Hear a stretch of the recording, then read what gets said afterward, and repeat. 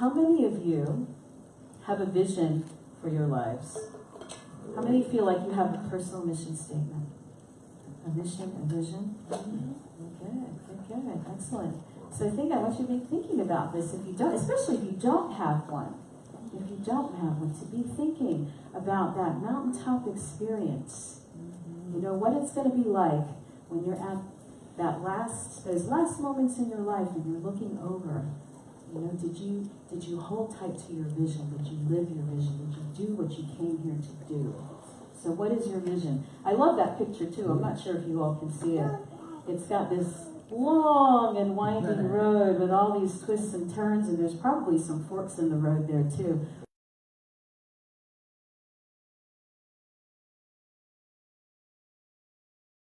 To be able to look over that long and winding road and just see how beautiful it all was and how perfect. So what's your vision? What's your passion and purpose? If you have a vision, you probably are in touch with that too, right? Your passion and your purpose. I put them together because they do kind of go together. Usually your purpose is tied into those things that you're passionate about and that you enjoy. So I put them together. Think about what is your passion and your purpose. And then how do you best use your gifts and talents in the service of that passion and purpose?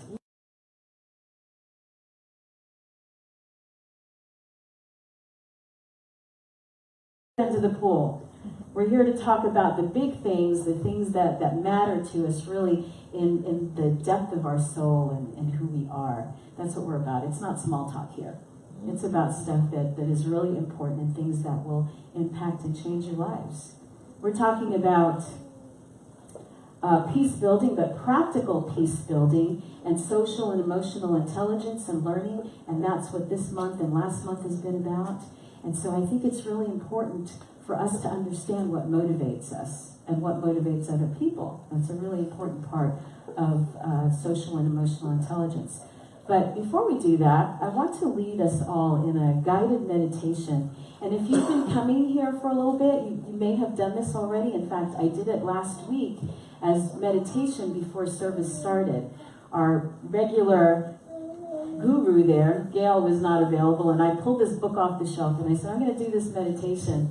And that's what I did. So some of you may have heard it already, but if you've heard it, it's worth doing again. And if you haven't, just sit back and use your imagination. So I'm going to invite you to close your eyes. It is a guided imagery. And what that means is I'm going to take you on a little trip. I'm going to take you on a journey into your imagination. So close your eyes, and if you're not comfortable closing your eyes, just focus on something and let your vision go a little hazy. But just the idea is to turn within and tap into your imagination. So let's relax and now take a nice deep breath and feel your body relaxing as you take that breath, and it flows all the way down through your body, anchoring you into your seat. Feel your muscles relax with every breath. Take another nice deep breath and feel that wave of relaxation. Now with your body relaxed, your mind is free to explore. So imagine now for a moment a time before your birth. You were a disincarnate soul wandering in some other dimension of time and space. You were immersed in the beauty and harmony of this paradise when a call went out for volunteers to incarnate into bodily human form. A small blue planet on the outskirts of the Milky Way galaxy was in crisis. Humanity was at a precarious juncture. There was lots of fear and dysfunction on many levels. And so you volunteered. You then met with the Incarnation Committee to discuss what role you would play and the work that you would do while you were here on Earth. In order to complete your assignment, you would be given every talent and skill, every resource, and all the understanding needed to carry out the work you were here to do. You knew that coming to Earth was a privilege and a choice. and such a worthwhile one. Because by serving, you would have the opportunity not just to experience life on this amazing planet, but you would also learn, grow, and evolve. Your personal evolution and growth would facilitate the evolution and growth of life itself on this planet. You were so excited. A whole series of decisions were made. You chose a time and a place to be born and to reside.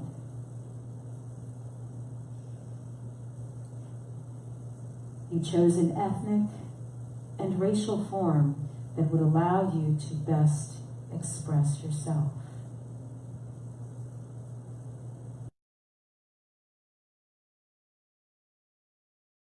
Challenges and benefits needed for your growth. You chose a gender with its opportunities and its challenges.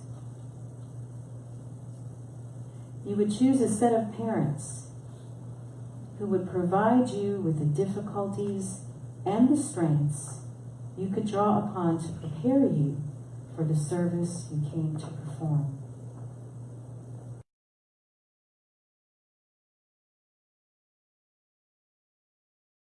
Provide you with companionship and conflicts that would provide necessary lessons and resources. Finally, you chose a name for yourself. Once all these decisions were made, you were free to incarnate. But there was an important catch to the process. To make your human adventure even more exciting and more engaging, you would forget all that transpired before the current incarnation. But with the passage of time, you would eventually rediscover why you came. Slowly but surely, you would come to appreciate the wisdom of all those choices because of how beautifully and perfectly they situated you for the service you came to perform, while maximizing your potential for learning and growth. And now begin to bring your awareness back to this time and place. And when you're comfortable and ready, open your eyes. Now back. I personally love that meditation. It was very, very thought-provoking for me. I didn't make it up. And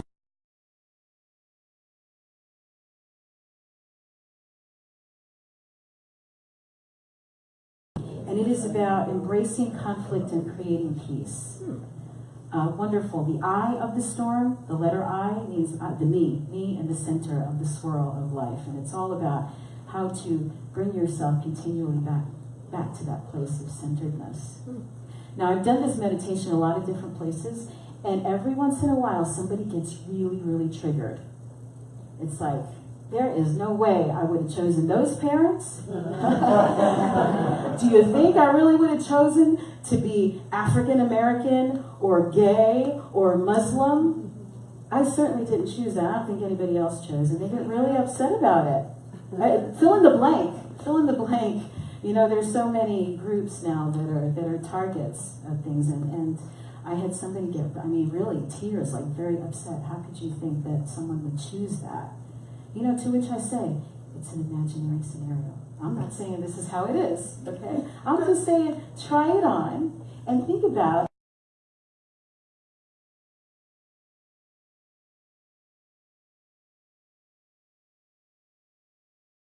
and maybe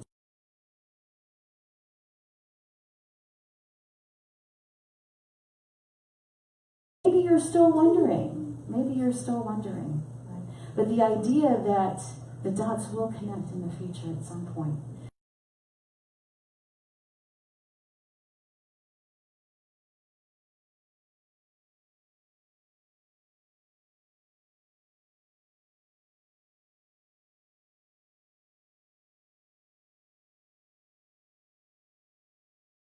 One of them is the like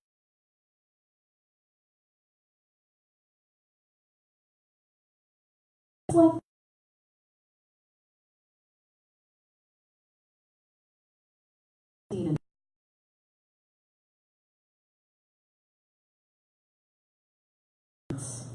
its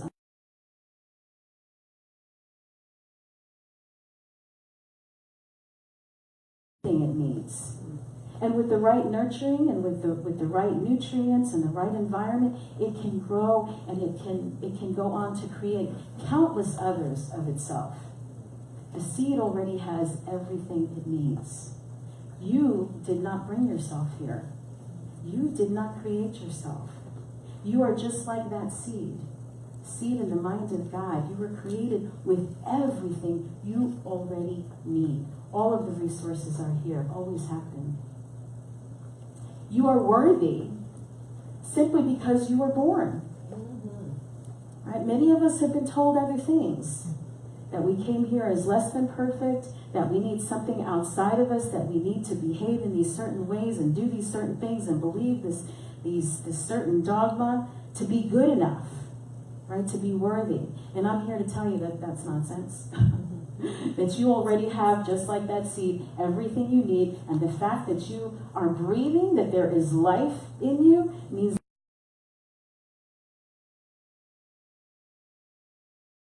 the nurturing that you needed. Maybe you're growing in a different kind of a way than whatever the norm might be.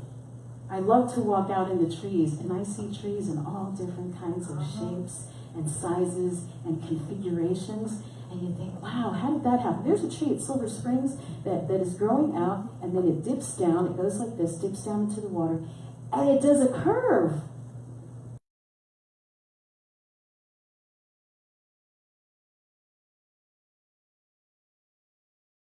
Shape, but it is its unique expression.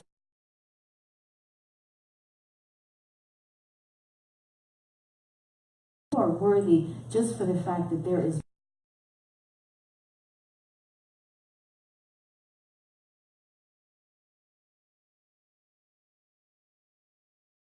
unique talents and gifts and interests. We're all different. All of us are different. I have 3 siblings. We all have completely different interests. We all have completely different aptitudes. We all believe different things. It's just, you wouldn't think we were raised in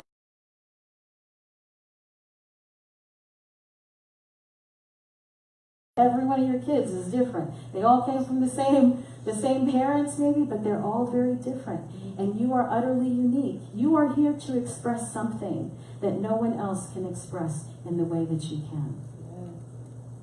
All those things that you kind of take for granted, well, it's just me. It's just, everybody can do this. Not true. Not true. It took me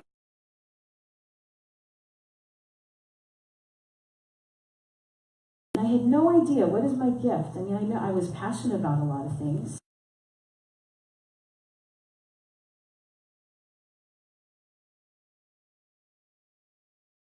And he just said to me one day,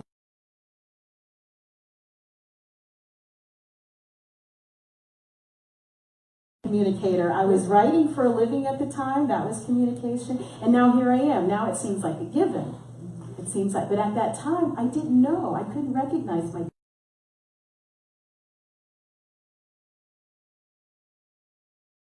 started to connect. But it took somebody else to help me see that. So you have unique interests, talents, and gifts. You are free to choose. You are always free to choose. I love that message in this meditation. We are always free to choose. Now maybe you don't buy into that whole idea of I chose my parents or I chose my siblings. Like I didn't choose any of that. Cool, you didn't. You're here. Things happen. Whenever something happens, you have a choice in how you're going to handle that. You have a choice in how you're going to think about it. You have a choice in how you're going to move forward from it. You always have choice.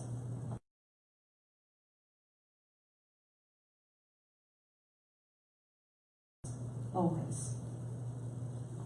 And I believe that there is purpose for your life. Why else would you be here? Why else would you be here? It's not just to...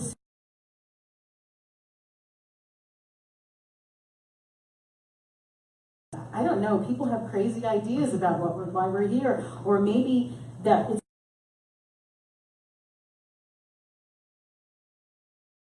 a planet where everything is just right.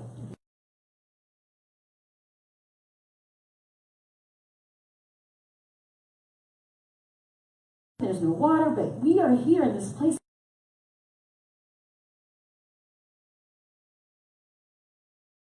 A spinning blue ball.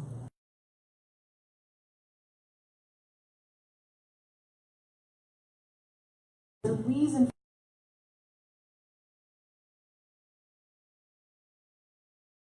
I used to really envy those people who seemed to know, like from age 5, what they were going to do. I met this woman when I was in my 20s.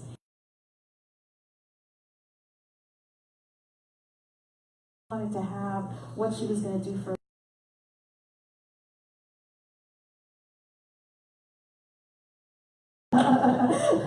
the house is gone. Like you learn a few things as you get older, right? We make plans and the universe says, oh, that's funny. That's funny. That's funny. So if you don't know what your purpose is here, your vision,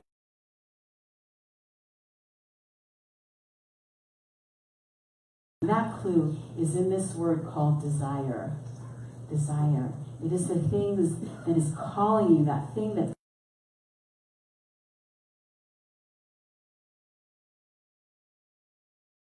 of sire is father. So desire is something that comes from you, from spirit, from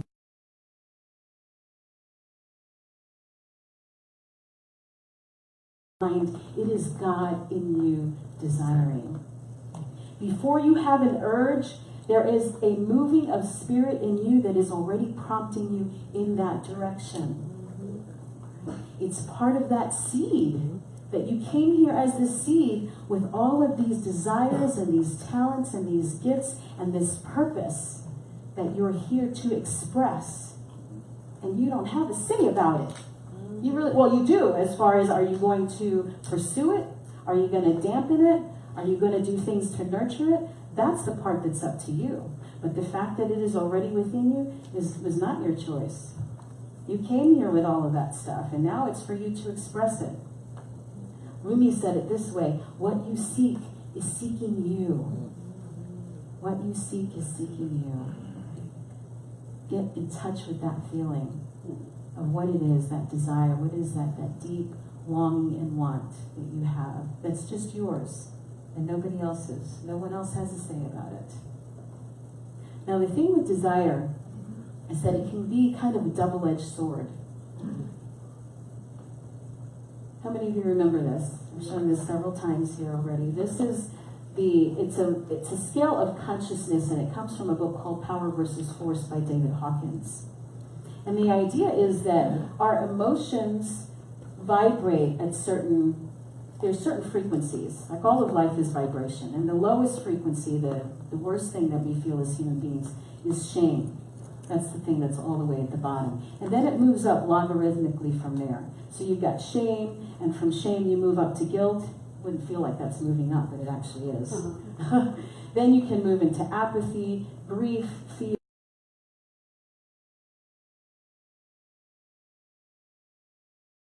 Force. When you get to the point of courage, it's where you begin to step into your own power. You're not looking for things outside of you anymore to complete you. So desire is underneath that magical, the logarithmic scale. He's got it at 200 is where we flip from pride to courage. And so desire is a good bit below that. It's a little bit below that, but it is higher than some of those other levels. Desire is where we start wanting something more for our lives. Imagine someone who has lived in guilt and shame and pain, right? To be able to release that, right? To experience the grief and the pain of whatever those experiences were, and now to let that go and finally start to want something better. Can you see where that's an upgrade? Yes. Where that would be an upgrade. The problem is that we can get stuck in that place of desire. I'm going to read you a little something from the book, David Hawkins' explanation of desire.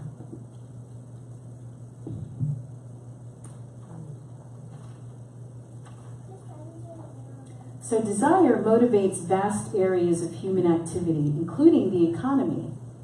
Think about that. That's how the economy works, right? Is people wanting more, needing more, bigger house, nicer car, more furniture, all of that stuff. It's desire.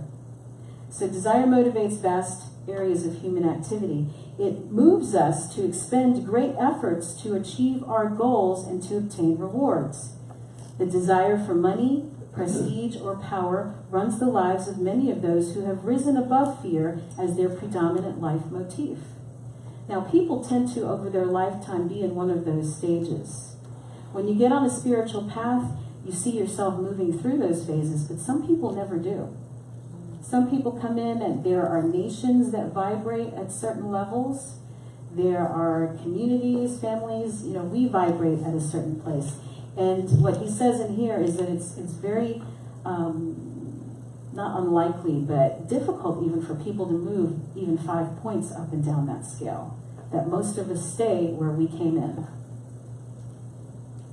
He says desire now, so while desire is better than fear, right, it's better than grief and apathy, it is also the level of addictions, whereas desire becomes a craving that's more important than life itself.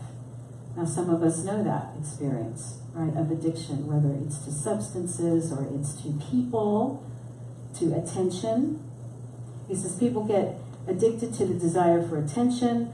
It also goes along with accumulation and greed. This kind of desire is insatiable because it's an ongoing energy field. So the satisfaction of one desire is merely replaced by unsatisfied desire for something else. See if there's anything else. Then he goes back to desire is a much higher state than apathy or grief. In order to get, you first have to have the energy to want something. So want and desire can start us on the road to achievement. It can therefore be a springboard to higher levels of awareness. So this isn't about making anyone wrong necessarily, but realizing, where is your desire coming from? See, we're taught behind every desire is an unmet need.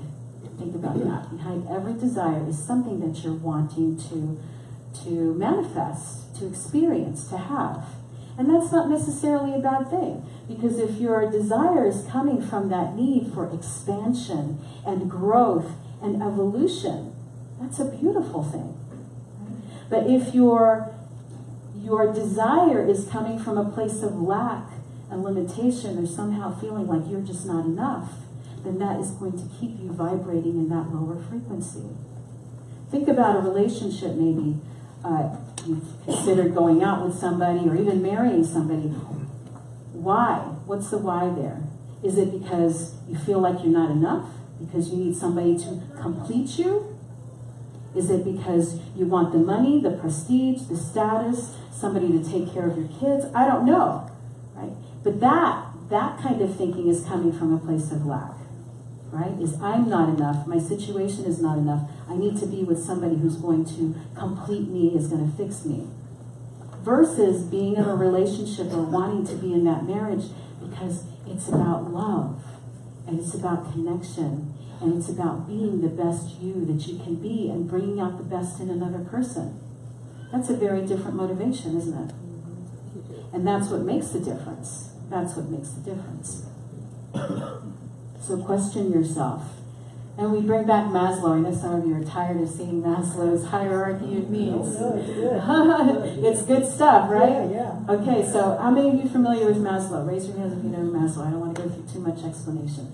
But Maslow is a psychologist who put together like a half dozen different theories of psychology into this one chart here. And at the very bottom is our physiological needs. That we all have needs for air, water, food, shelter, sleep, clothing, sex. Oh, those are like basic physical needs that we all have. And if you think you don't, stop breathing for a little while. It will be the only thing that is on your mind.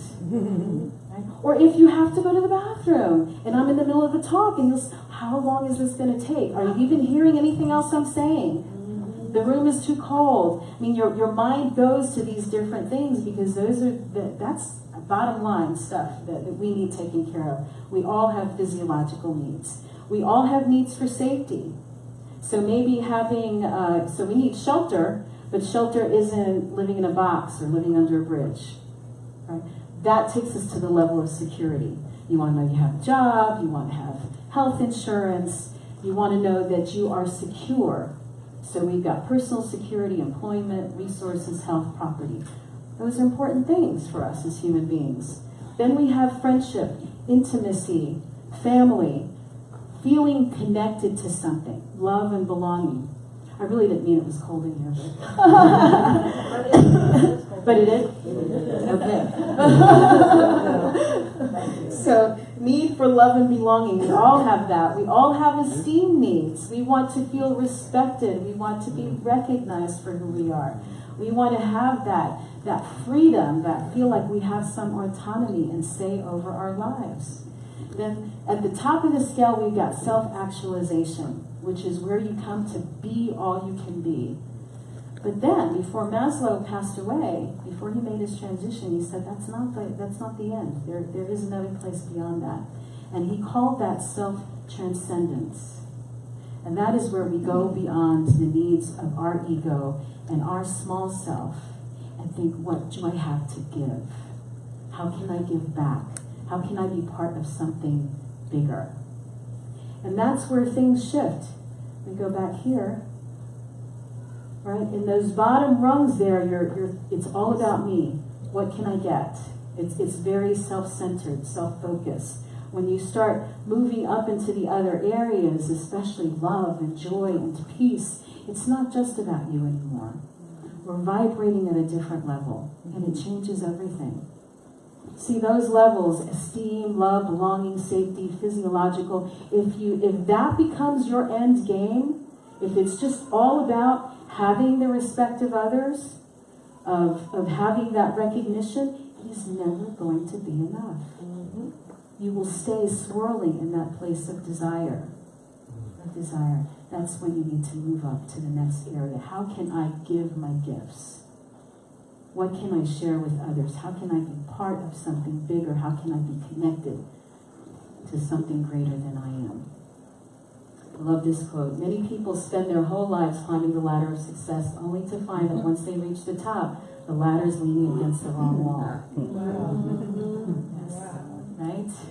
We don't want to get there. You don't want to spend all that time. And how many examples do we have of it? I mean, it's so sad. The last one, Anthony Bourdain.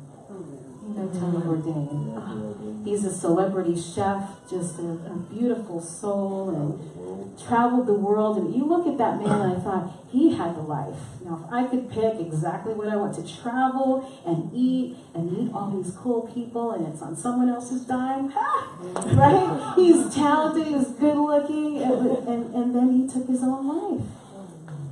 Took his life. And how many people, we see people that do that, you think they have it all. But somehow there was something missing for him. Somehow he felt, I don't know what he felt. All I know is that the answer is not in the stuff that's outside of you. It's not. The answers are within you, and bringing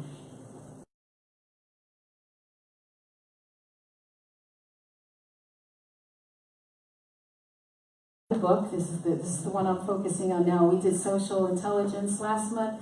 This time it's drive. This is a book by Daniel Pink, and he talks about what motivates us. Again, social emotional intelligence. It's really important to know what motivates you and what motivates other people. Most of us believe that the best way to motivate ourselves and others is with external rewards like money. Isn't that what we're told? Yes. It's like the carrot and stick. I give you a nice enough carrot, you're going to do what I want you to do.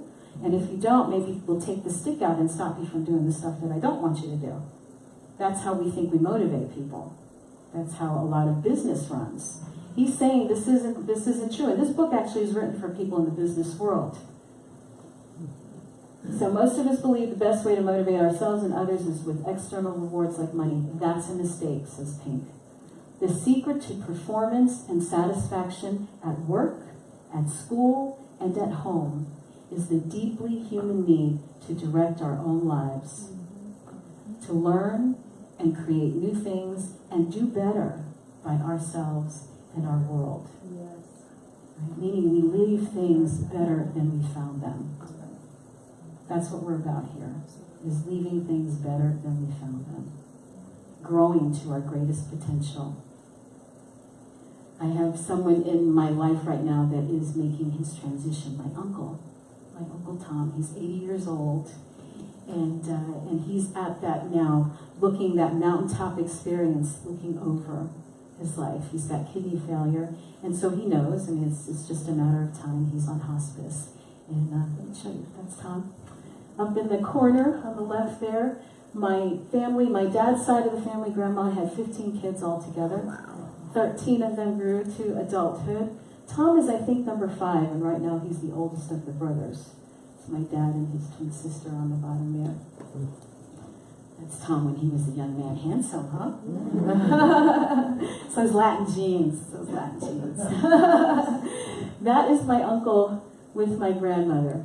My uncle always walked to his own drummer, even as a kid. When he was, I think it was, the story went 10, 11, 12 years old, he told his mother that he would take care of her until she died. That was what he came to do for his mom. And that is what he did. That is what he did. With all those siblings, Tom stayed home with his parents, and he took care of my grandmother, he took care of my grandfather, and he never had kids of his own.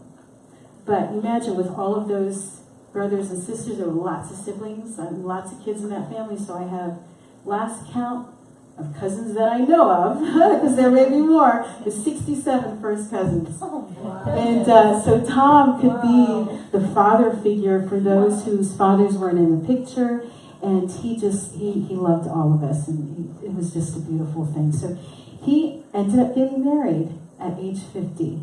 Wow. He found a beautiful woman who had also put off parts of her life so that she could take care of her parents.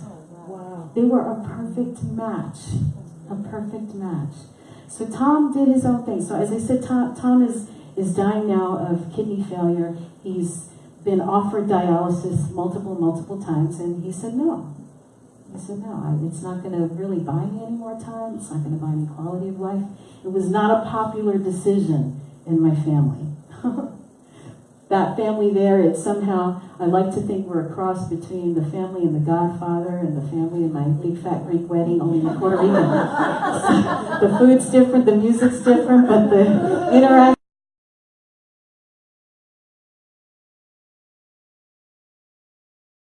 I'm not doing dialysis. But here's another cool thing about my uncle, doing his own thing, learning, growing, expanding. You know, here we are from this big Latin Catholic family. And he gets into meditation. And he's been meditating probably at least 50 years. And the man is strong and steady, and he knows who he is. And when the nurses and the doctors go into that room, they know there's something different about this guy. Like, they can't believe that he is as calm as he is, and as kind, even in his pain, and even in the suffering, and I hope it's not much that he's going through, right? Did what he came here to do. So there's peace around that. And there he is. Wow. He's been here a few times, yes. And he is also, interestingly enough, he is the person who started me, I would say, on my spiritual path. Yeah, he introduced me to Edgar Cayce and ideas like astral projection and reincarnation and all this stuff that I was doing when I was 12 and 13 years old, and all the other kids were out playing, chasing boys. I'm reading metaphysics. It was, and this was at a time when there was no Amazon. So to have these books, you had to go into dark bookstores back in corners and places and find it. And he would share these books with me.